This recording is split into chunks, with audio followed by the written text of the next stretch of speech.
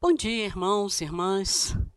Vocês estão bem? Que a paz do Senhor Jesus Cristo esteja com vocês nesta manhã, invadindo o seu coração, a sua alma, tomando o seu espírito. Que Deus esteja te visitando nesta manhã, é o meu desejo. Nós estamos aqui para mais um domingo, dia 13 de setembro, para encerrarmos o estudo do capítulo 3 da carta de Paulo aos Gálatas. Vocês se lembram, na semana passada eu estive aqui ministrando os versículos 1 ao 14. Hoje nós vamos continuar do 15 até o 29. Mais uma vez eu quero lembrar vocês do nosso telefone. Nós temos um WhatsApp que é para você entrar lá e colocar as suas dúvidas, as suas sugestões, as perguntas que você tem, e você vai ficar guardado no maior sigilo. Nós não vamos estar dizendo, fulano perguntou isso, fulano perguntou aquilo, porque não queremos que ninguém fique constrangido, achando, poxa, vão rir da minha pergunta. Em primeiro lugar, ninguém vai rir de nada, né? Em segundo lugar, nós não vamos divulgar quem é que fez a pergunta, tá bom? O telefone é 99232 1000. Mais uma vez, 99232 1000. Muito bem, está aí na tela, né? Vamos orar então para a gente começar? Senhor nosso Deus e Pai, nós exaltamos, glorificamos o teu santo e bendito nome, porque grande, Senhor, é o privilégio de estarmos, Senhor, ministrando a tua palavra. Nós sabemos, Senhor, que anunciar, Senhor, a tua salvação é um privilégio nosso que os anjos gostariam de estar aqui na terra, no nosso lugar fazendo. Então, Senhor, nos abençoe para que não desprezemos, Senhor, esse grande privilégio, para que não sejamos nécios, Senhor, na ministração da tua palavra. Nem nós que ministramos, nem aqueles que estão ouvindo a tua palavra, Senhor, que todos tenhamos o coração voltado mesmo para o nosso crescimento, para o nosso amadurecimento espiritual. Que a palavra desta manhã, Senhor, venha diretamente de ti para os nossos corações, que a nossa mente, que o nosso espírito estejam prontos, Senhor, para receber a tua palavra e viver de acordo com ela. Muito obrigada, Senhor, pelo privilégio que nós temos de podermos estar aqui ministrando para centenas de pessoas que eu tenho certeza vão estar ao longo da semana nos ouvindo, Senhor. E nós te pedimos que a tua bênção esteja na vida de cada um e que cada um receba com alegria a tua palavra e vivam, Senhor, a vida em função dela. Pai amado, eu te louvo por esta igreja, eu te louvo pelos nossos pastores, eu te louvo, Senhor, pela nossa irmã que está aqui conosco, a Laura, na mídia, todos que participam depois, Senhor, da edição, Senhor, da postagem no YouTube. Senhor, que cada um seja poderosamente abençoado por ti. Senhor, em nome de Jesus, nós ainda continuamos clamando pela dispensação da tua graça sobre o nosso país, sobre esta terra, Senhor, que é o nosso lar, que nós amamos. Pai, em nome de Jesus, Pai, nos ajude nesse momento de pandemia, nesse momento difícil na vida de todo mundo. Muita gente perdendo pessoas queridas, Senhor, muita gente sendo infectada, muita gente ainda nos hospitais. Pai, passa, Senhor, com os teus olhos sobre a terra, passa com os teus olhos sobre o Brasil, Senhor, e nos abençoe. Pai, olha, Senhor, para as autoridades constituídas, para que elas, Senhor, vivam debaixo da tua autoridade, que reconheçam, Senhor, que a autoridade delas não é suprema, que a tua autoridade, sim, é a autoridade suprema, e elas entendam que têm de viver debaixo, Senhor, da tua autoridade e fazer a tua vontade. Toca no coração, desde o presidente da República até ao prefeito da cidade, daqui de Volta Redonda, desde o Supremo Tribunal Federal, até os juízes da instância inferior, Pai, desde a Câmara de Deputados Federal e o Senado, até a Câmara de Vereadores. Pai, toca, Senhor, em todos eles, Pai, em nome de Jesus. E mais uma vez eu te clamo, Senhor, salva o Brasil. Nós, cristãos, que professamos o teu nome, que te amamos, o desejo do fundo do nosso coração é que este país, de norte ao sul, do Iapoque ao Chuí, que haja uma conversão, uma transformação, uma mudança de vida, Senhor, que todos aceitem e reconheçam só Jesus Cristo como o único e suficiente Salvador de suas vidas. É assim que nós oramos, humildemente e agradecidos, em nome de Jesus. Amém. Muito bem, meus irmãos, Gálatas 3, de 15 a 29. De vez em quando você vai me ouvir dando uma tossidinha. É refluxo, tá? Não tem jeito, mas vamos que vamos, né? Aí eu paro, bebo uma aguinha aqui. Gálatas 3, vamos ler de 15 até o 29. Nós vamos ler, depois nós vamos trabalhando os versículos, né, na medida do assunto interessante que eles têm para passar para nós. Vamos lá. Irmãos, como homem falo, se o testamento de um homem for confirmado, ninguém o anula nem o acrescenta. Ora, as promessas foram feitas a Abraão e à sua posteridade. Não diz, e às posteridades, como falando de muitas, mas como de uma só, e à tua posteridade, que é Cristo.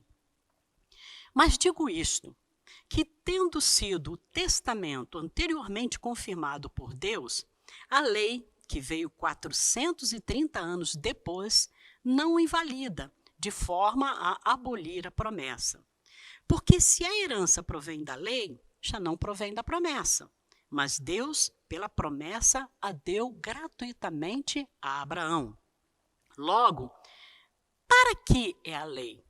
Foi ordenada por causa das transgressões, até que viesse a posteridade a quem a promessa tinha sido feita, e foi posta pelos anjos na mão de um medianeiro. Ora, o medianeiro não o é de um só, mas Deus é um. Logo, a lei é contra as promessas de Deus? De nenhuma sorte, porque se dada fosse uma lei que pudesse vivificar, a justiça, na verdade, teria sido pela lei. Mas a Escritura encerrou tudo debaixo do pecado, para que a promessa pela fé em Jesus Cristo fosse dada aos crentes. Mas antes que a fé viesse, estávamos guardados debaixo da lei e encerrados para aquela fé que se havia de manifestar. De maneira que a lei nos serviu de aio para nos conduzir a Cristo, para que pela fé fôssemos justificados. Mas depois que a fé veio, já não estamos debaixo do aio, porque todos sois filhos de Deus pela fé em Cristo Jesus. Porque todos quantos fostes batizados em Cristo, já vos revestistes de Cristo. Nisto, não há judeu nem grego, não há servo nem livre, não há macho nem fêmea, porque todos vós sois um em Cristo. E se sois de Cristo, então sois descendência de Abraão e herdeiros conforme a promessa. Então, aí está a porção que nós vamos estar estudando hoje. Vamos lá. Capítulo 3, então, da carta de Paulo aos Gálatas, versículos lidos de 15 a 29.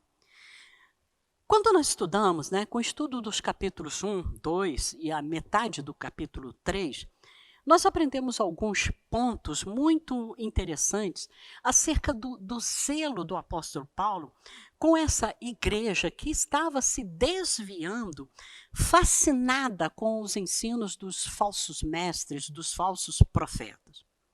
quando a gente leu no domingo passado os 14 primeiros versículos do capítulo 3, e vimos ali o apóstolo Paulo inflamado com os Gálatas por esse fascínio deles, eu creio que deu para nós entendermos a razão da indignação do apóstolo Paulo.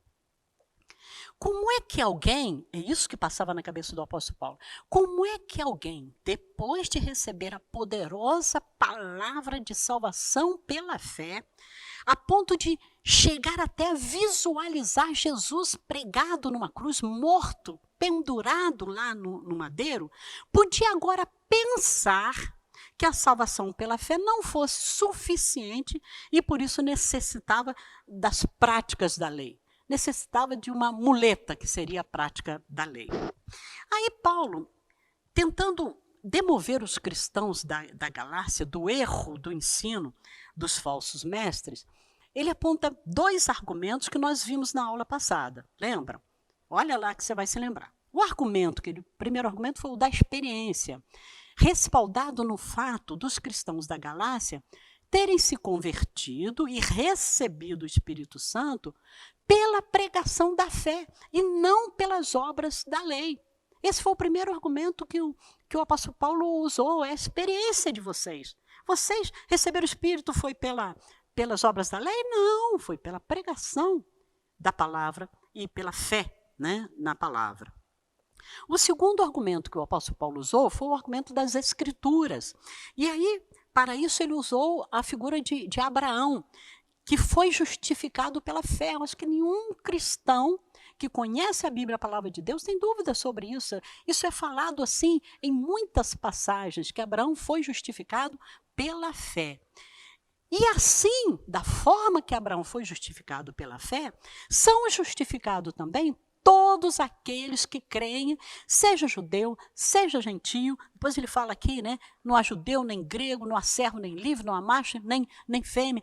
Todos esses que creram, todos vós sois um em Cristo. Ele está dizendo no versículo 28. Então, todos os que creram, independentemente da raça, da cor, né, do sexo, todos esses foram justificados pela fé, sem a necessidade das práticas da lei.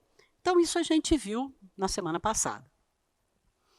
Aí, a partir daí, Paulo, já imaginando que eles lhe perguntariam, então, qual é a razão para Deus nos ter concedido a lei?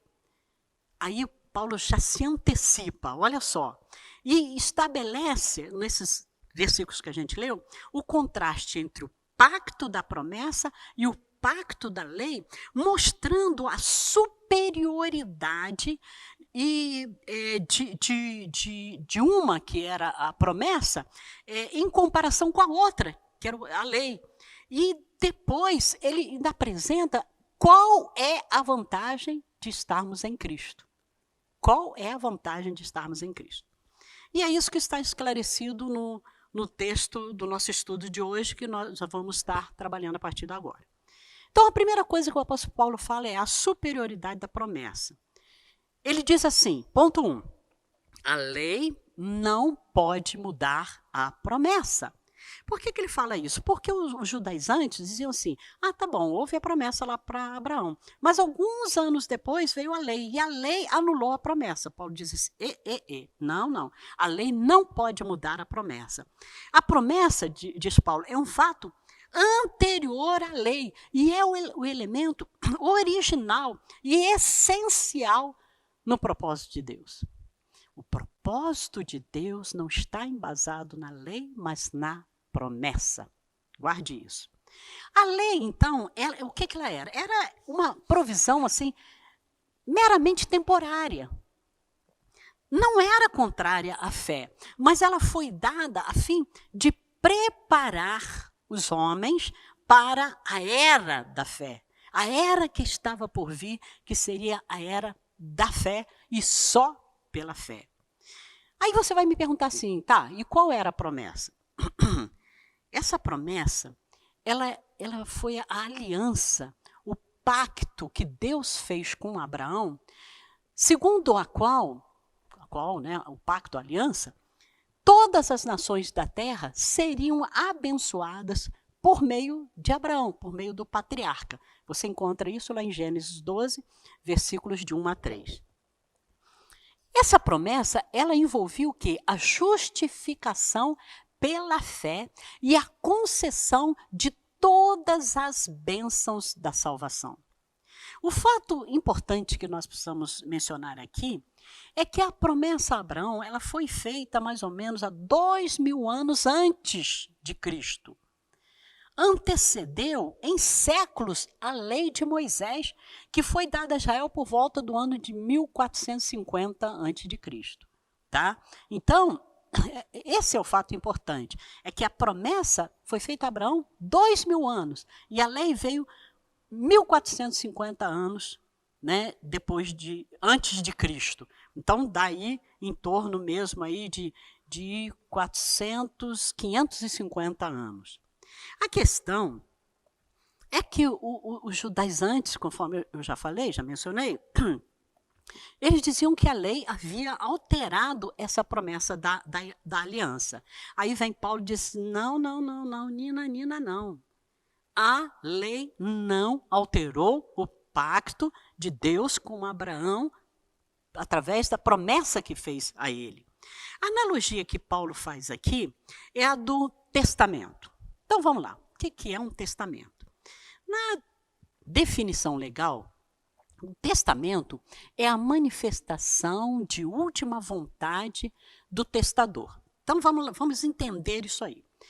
Uma pessoa, ela tem bens. Ela pode ter até herdeiros necessários, mas ela quer beneficiar, além dos seus herdeiros, uma outra pessoa. O que ela faz? Ela faz um testamento e pega uma parte dos seus bens, ou todos os seus bens, e ela doa. Ela deixa escrito que esses bens vão pertencer a fulano, ou em concordância com os herdeiros necessários que tem, ou não havendo nenhum herdeiro, fica todo para essa pessoa que ela quer beneficiar.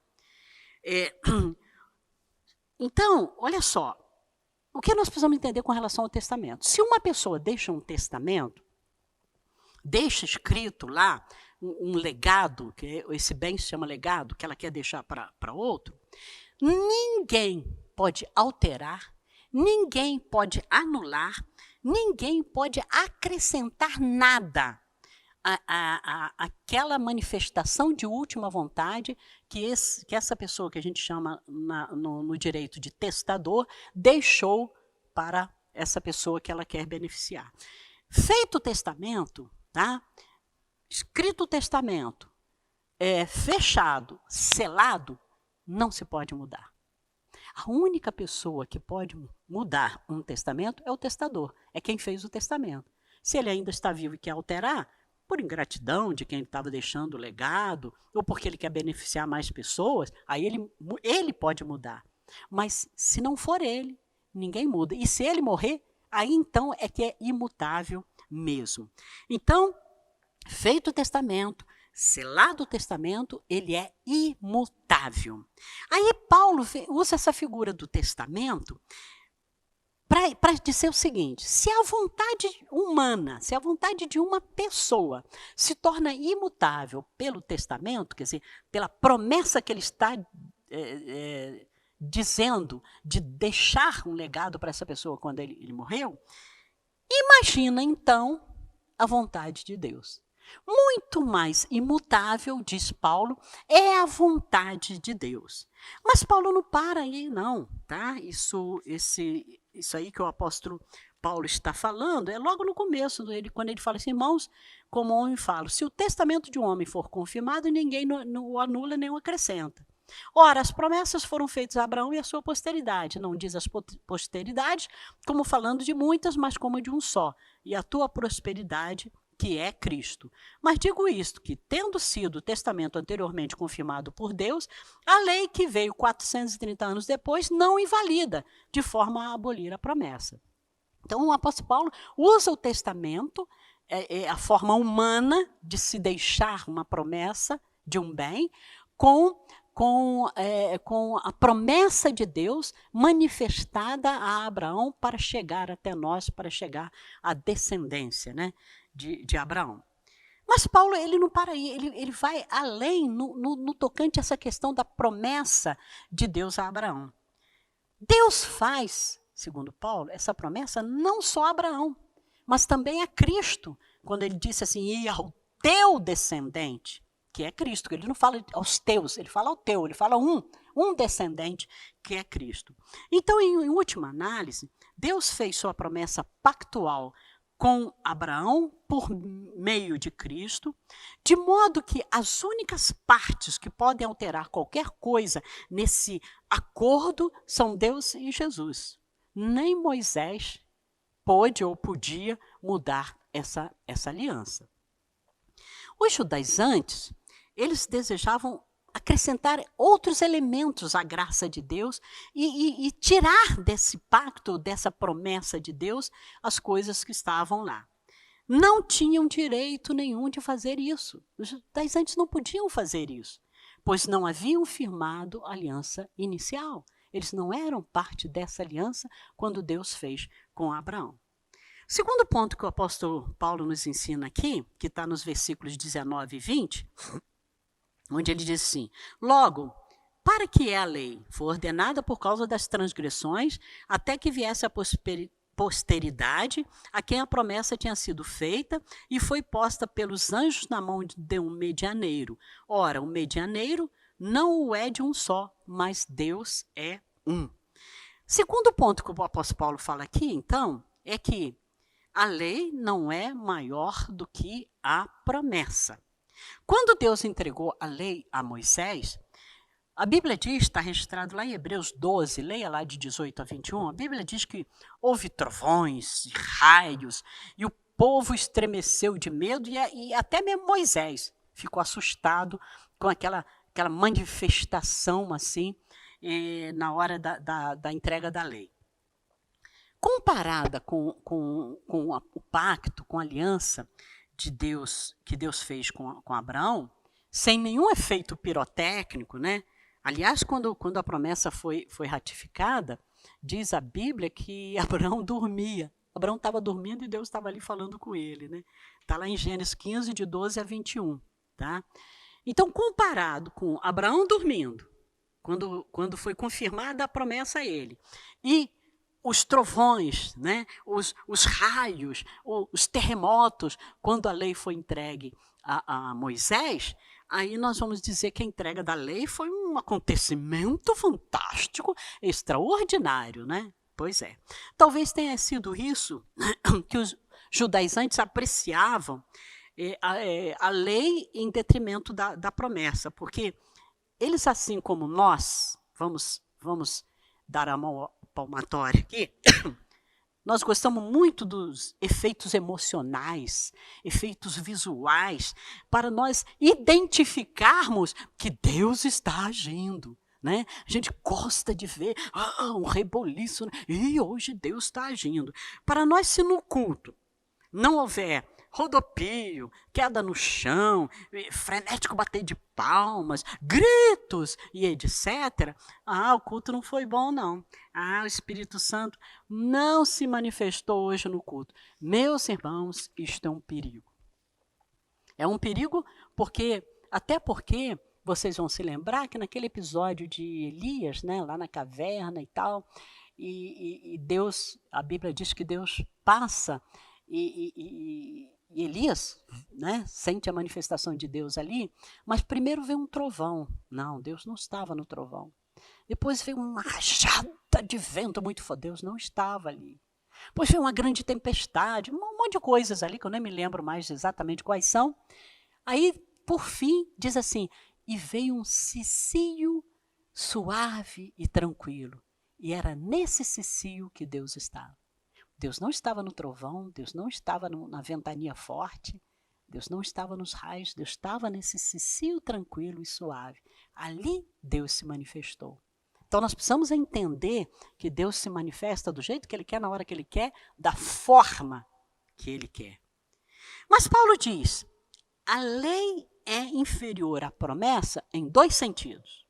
Então vamos lá, versículo 19, na parte Ele diz assim, logo, para que a lei foi ordenada por causa das transgressões, até que viesse a posteridade a quem a promessa tinha sido feita. Então, o apóstolo Paulo está dizendo assim, a lei foi temporária. No versículo 19 que eu acabei de ler, Paulo deixa claro que a lei tinha início, meio e fim. Até que viesse a posteridade, estou confundindo posteridade com prosperidade.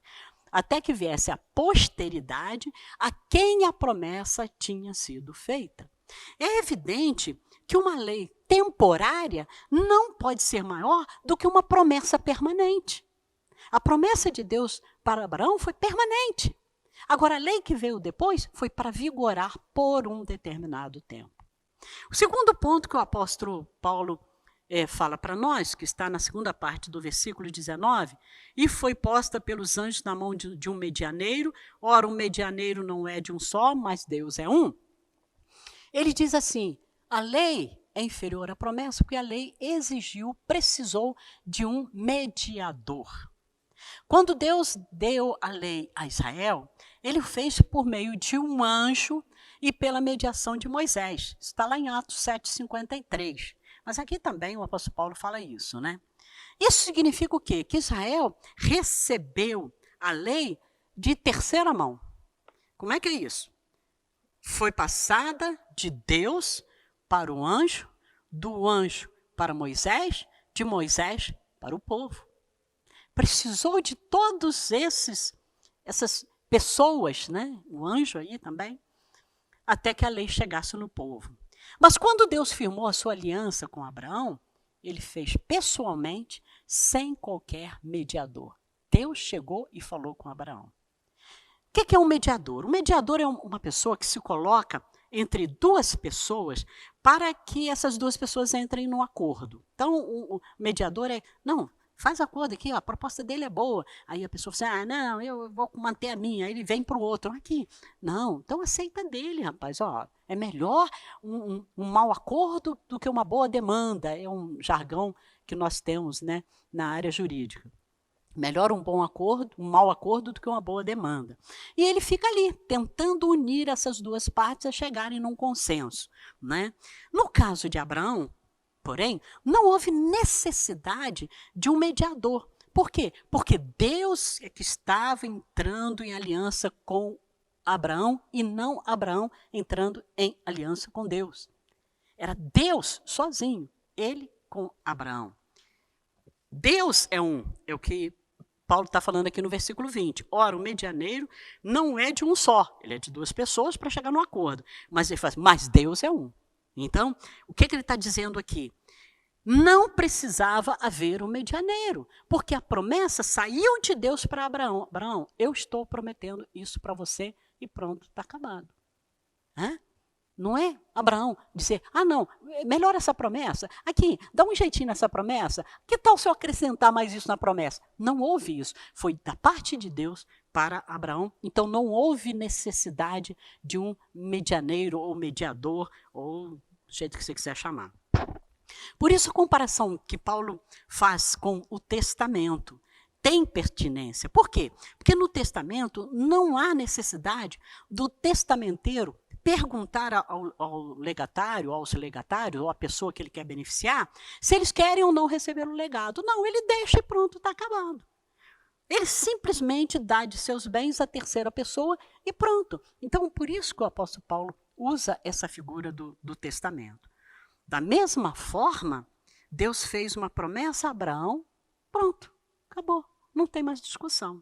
Não era um acordo.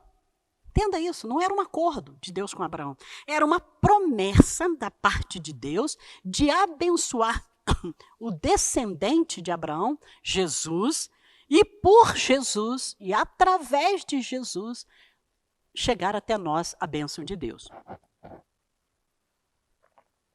O terceiro ponto que o apóstolo Paulo fala aqui é que a lei não é contrária à promessa. Está aí no versículo 21 até o 26. Logo, a lei é contra as promessas de Deus? De nenhuma sorte. Porque se dada fosse uma lei que pudesse vivificar, A justiça, na verdade, teria sido pela lei. Mas a Escritura encerrou tudo debaixo do pecado para que a promessa pela fé em Jesus Cristo fosse dada aos crentes. Mas, antes que a fé viesse, estávamos guardados debaixo da lei e encerrados para aquela fé que se havia de manifestar, que era Jesus, né? De maneira que a lei nos serviu de aio para nos conduzir a Cristo, para que pela fé fôssemos justificados. Mas depois que a fé veio, já não estamos debaixo do aio, porque todos sois filhos de Deus pela fé em Cristo Jesus. Estou me atrapalhando porque eu estou com uma Bíblia aqui que não é da Bíblia que eu estava usando quando fiz o estudo. Então, as palavras são diferentes. Então, o que o apóstolo Paulo está dizendo aqui? Que a lei não é contrária à promessa. Dá até para quase a gente ouvir os judaizantes vociferando numa pergunta assim imaginária, em Gálatas 3:21, do tipo assim: é porventura a lei contrária às promessas de Deus? Deus, por acaso, está se contradizendo? Sua mão direita não sabe o que a sua mão esquerda está fazendo? Parece que eles estão perguntando isso, porque o apóstolo Paulo, logo a lei é contra as promessas de Deus de nenhuma sorte. O apóstolo Paulo já responde porque já sabe que eles estão pensando nisso, né? Então, Paulo responde essas perguntas imaginárias dizendo que a lei não contradiz as promessas. Antes, a lei coopera com as promessas a fim de cumprir os propósitos de Deus. Então, vamos analisar qual a razão da lei, né? Já que a lei é boa, já que a lei serve aos propósitos de Deus para fortalecer a promessa, então vamos ver qual a razão da lei. Letra A lei não foi dada para oferecer vida. Versículo 21. Tá? A lei, ela não foi dada para oferecer vida. Sem dúvida, a lei de Moisés governava a vida do povo de Israel. Isso aí é tranquilo.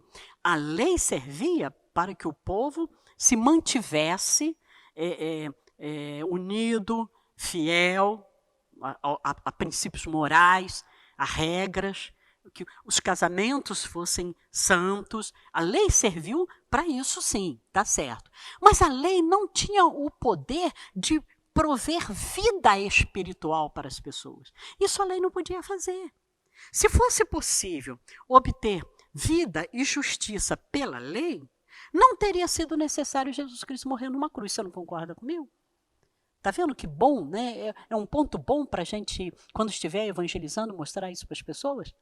Se a lei servisse, desse vida, vivificasse, justificasse, não seria necessário Jesus morrer na cruz, né? Não seria necessário. Mas Jesus morreu, comprovando que a lei jamais seria capaz de dar vida e justificar o pecador. Isso eu falei também na aula passada, que nós somos fracos, né? Nós somos imperfeitos, nós somos pecadores, nós não conseguimos cumprir a lei. Jesus veio e falou assim, tá bom, eu cumpro a lei. E a partir daí, se vocês crerem em mim, está tudo feito, vocês serão justificados. É isso que Jesus fez. Letra B. Estamos então falando a razão da lei, né? Qual é a razão da lei? Letra B. A lei foi dada para revelar o pecado. No versículo 19 e 20 que a gente já leu, vamos ler de novo, até o 22, o apóstolo Paulo está falando isso. E a Marli já deu essa aula aqui, há 3 domingos atrás, se não me falha a memória. A lei foi dada para revelar o pecado. Então, aqui nós vemos como que a lei e a graça cooperam para levar o pecador a Jesus Cristo. A lei, o que ela faz? Mostra ao pecador seu pecado. A graça lhe mostra o perdão que ele pode ter em Cristo Jesus pela fé. Viu como é que uma ajuda a outra? O grande problema das pessoas, meus irmãos, se converterem é porque elas não acham que têm pecado. Todo mundo se acha santo. Sabe aquele negócio de filme americano, né? Que você vê lá numa cela e todo mundo ali dentro diz que não fez nada? É americano e brasileiro também, tá? Nas cadeias brasileiras é a mesma coisa. Ninguém que está ali fez nada. Todo mundo é santo. Essa é a grande questão que impede as pessoas de se converterem. Elas não conseguem reconhecer que cometeram pecados ou que estão debaixo do pecado. Né? O pecado de Adão que contaminou toda a raça humana. Elas não conseguem entender isso. Por causa disso, elas ficam relutantes em crer em Jesus Cristo e acham que não tem necessidade de salvação. Mas a lei vem e mostra, não, você é pecador. Você é pecador, você não consegue cumprir os princípios legais. Então, a lei mostra ao pecador seu pecado. A graça mostra o perdão que ele pode ter em Cristo Jesus através da fé. A lei, diz Paulo, é santa. O mandamento santo e justo e bom. Mas nós somos ímpios, iníquos, perversos. Pecadores perversos. A lei, ela não nos torna pecadores. Vamos deixar isso também claro aqui. Ela só nos revela que nós somos pecadores. É isso que a lei faz. Ela só revela que nós somos pecadores. A lei é como se fosse um espelho que nos ajuda a vermos o nosso rosto sujo. Você está com o rosto sujo, chega diante do espelho e o espelho reflete e mostra para você que o seu rosto está sujo. Mas o espelho não serve para tirar a sujeira do seu rosto. Entenderam agora? Gostaram do meu exemplo aí? Ai, que bom, né? Espero. A lei é como um espelho. O espelho mostra que você está com o rosto sujo, mas nós não lavamos o nosso rosto com o espelho. O espelho não tem como tirar a sujeira do nosso rosto. É isso que é a lei. Está vendo? É assim que é a lei. Agora, a graça. É a graça que provê a purificação nossa, tira a nossa sujeira e a nossa impureza, através do quê? Do sangue de Jesus. Outro ponto que o apóstolo Paulo mostra aqui para nós, que está nos versículos 23 a 26, que eu também não vou ler porque a gente já leu, ele diz que a lei foi dada a fim de preparar o caminho para Cristo. Aí Paulo usa aqui a figura do aio. Eu sempre brinco com a minha turma de escola dominical, falando, não é alho, é aio. Então vamos entender o que é um aio. O aio, ele era um escravo que, por ser assim mais bem educado, muitos sabiam ler um pouco ou escrever, a ele eram destinados serviços como levar e buscar as crianças dos romanos, né, dos seus senhores, nas escolas, e passavam às vezes o dia inteiro cuidando dessas crianças. Esse era o aio. Muitas vezes, eles participavam até da educação das crianças, protegendo, proibindo e até disciplinando as crianças. Esse é o aio a qual Paulo se refere aqui no versículo 24, de maneira que a lei nos serviu de aio para nos conduzir a Cristo, para que pela fé fôssemos justificados. Duas coisas a figura do aio ensinava aos judeus. Primeira coisa, os judeus não nasceram da lei. Esse escravo, ele não era o pai da criança, olha só, era o seu guardião, disciplinador. A lei também, da mesma forma, ela não dava vida a Israel, apenas governava Israel, disciplinava Israel. Então a figura do aio aí é muito importante. Segundo ponto, que a figura do aio ensinava para os judeus, ensina para nós, é que o trabalho do aio era de preparar a criança até ela chegar à maturidade, até ela chegar à maioridade, né, no nosso linguajar aqui. O aio só era necessário até a criança atingir a maturidade. Da mesma maneira, o apóstolo Paulo diz aqui, a lei só serve para isso, de maneira que a lei nos serviu de aio para nos conduzir a Cristo, para que pela fé fôssemos justificados. Então o apóstolo Paulo diz, da mesma maneira, a lei era uma preparação até a vinda de Jesus. Quarto ponto, que o apóstolo Paulo cita aqui e fala para nós, ele diz assim, a lei não pode fazer o que a promessa faz. A lei não pode. Com a vinda de Jesus, a nação de Israel, ela saiu da infância e passou para a vida adulta. Por isso que não precisa mais do aio. O longo período de preparação havia chegado ao fim. A lei já tinha cumprido o seu papel. Jesus já tinha chegado. A lei teve sua função, mas não poderia fazer pelo pecador o que Jesus fez. A lei não podia fazer. Primeiro, por quê? A lei, por que ela não podia fazer a mesma coisa que Jesus fez? Primeiro, a lei nunca teve o poder de justificar o pecador. Nunca. Nunca. Se você ler lá em Êxodo 23:7, o Senhor diz: não justificarei o ímpio. É ímpio, eu não vou justificar. Deus já sabia, né? Deus já sabia, eu falei Jesus, mas não é Deus. Deus já sabia que o ímpio não ia cumprir a lei, não ia conseguir. Mas quando a gente vai lá em Romanos 4:5, Paulo cita que em Jesus, Deus justifica o ímpio. Entenderam a mudança aqui? A mudança de conceitos? Antes, pela lei, Deus falou, não justificarei o ímpio. Agora, em Jesus, Deus fala assim, eu vou justificar o ímpio. Eu vou justificar o ímpio. Segundo ponto, a lei não teve o poder de promover a comunhão com Deus. Olha o versículo 27 que diz, porque todos quantos fostes batizados em Cristo, já vos revestistes de Cristo. Você foi batizado em Cristo, você creu em Cristo, foi batizado em Cristo, você já está revestido de Cristo. Então já há comunhão sua com Deus através de Jesus Cristo. Tá? É isso que o apóstolo Paulo está dizendo aqui.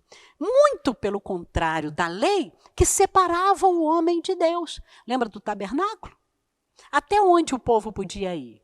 Os gentios não podiam atravessar a cerca, o muro do tabernáculo. Os judeus entravam naquela parte ali que era chamada de átrio, não é? Onde tinha o altar dos holocaustos, e só ali. O sacerdote podia entrar no lugar santo. Mas para entrar no Santo dos Santos, o local onde havia a manifestação da presença de Deus, só o sumo sacerdote ia uma vez por ano. Então, a lei, muito pelo contrário da fé em Jesus Cristo e da graça, separava o homem de Deus como esse véu que existia no tabernáculo entre o lugar santo e o Santo dos Santos. Por último, diz Paulo, a lei nunca poderia nos transformar em herdeiros de Deus. Está lá no versículo 29. E se sois de Cristo, então sois descendências de Abraão e herdeiros conforme a promessa. Deus fez uma promessa. Falou para Abraão, Abraão, estou fazendo uma promessa à sua descendência. Gálatas 3,16 fala isso, né? Ora, as promessas foram feitas a Abraão e à sua posteridade. Não diz às posteridades como falando de muitas, mas como de uma só. E a tua prosperidade, que é Cristo. Né?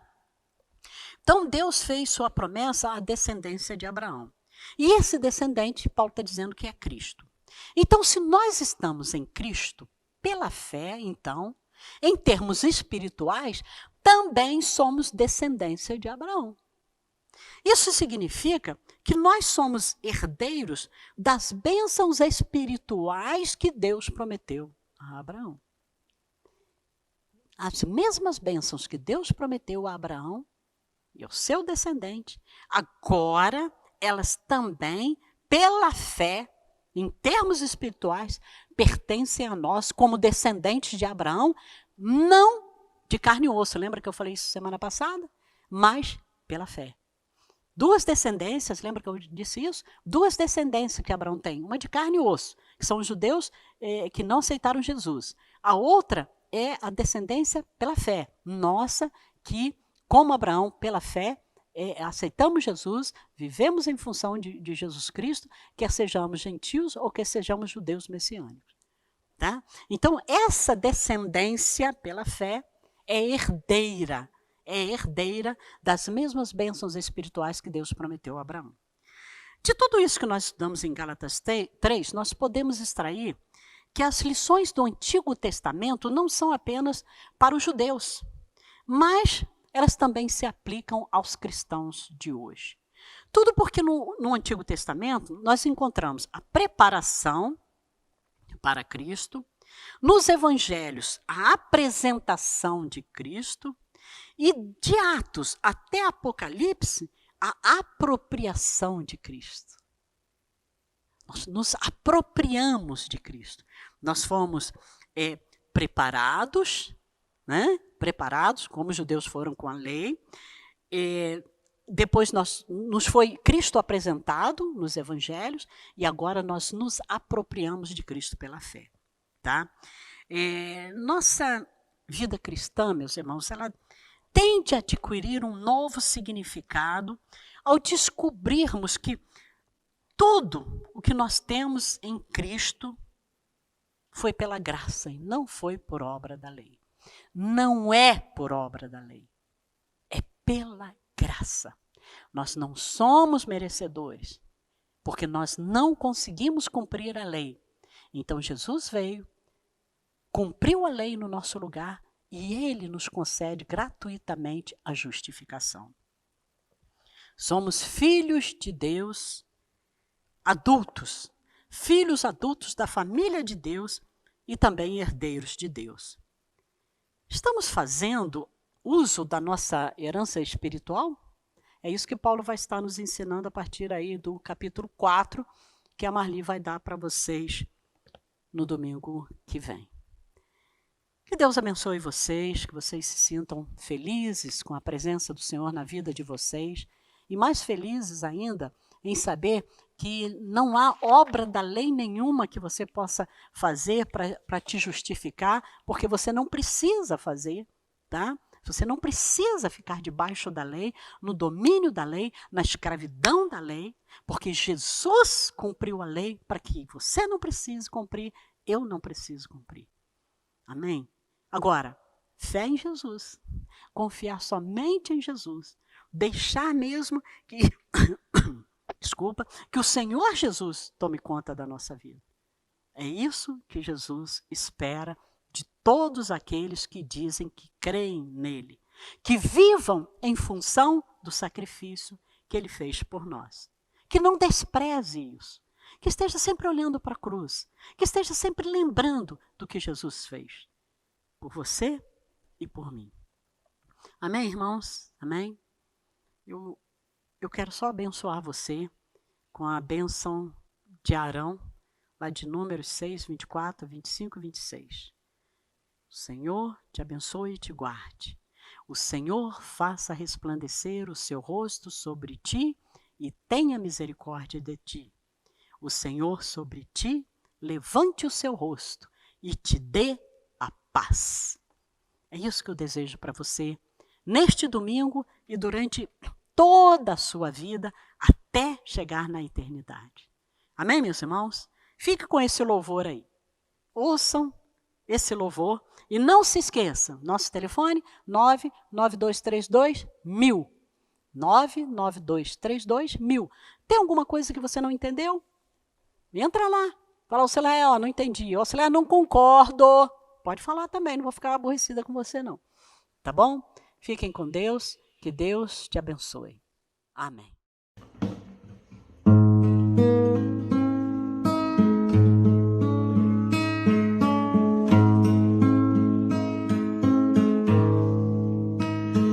Porque o fim da lei é Cristo, para a justiça de todo que crê, para a justiça que é pela fé no Filho de Deus,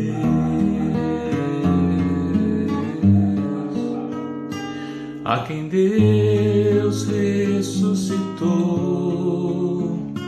para nossa justificação. Aleluia, grande salvação.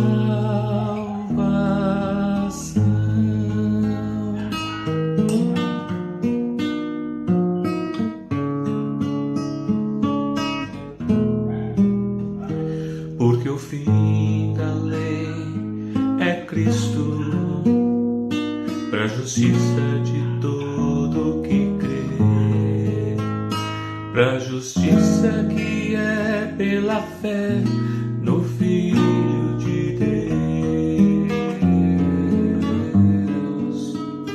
a quem Deus nossa justificação.